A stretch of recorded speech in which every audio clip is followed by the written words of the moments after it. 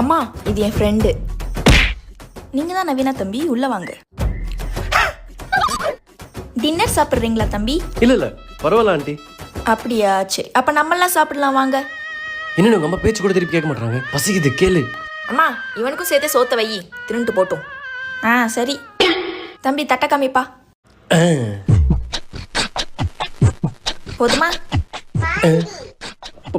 போதும் ஆண்டி. காமி. இது என்னது, நெய்யா? ரசம்பா, சாப்பிடு. ஏன் உடைக்கிறீங்க? பாதி அவளுக்கு வேணும்ல.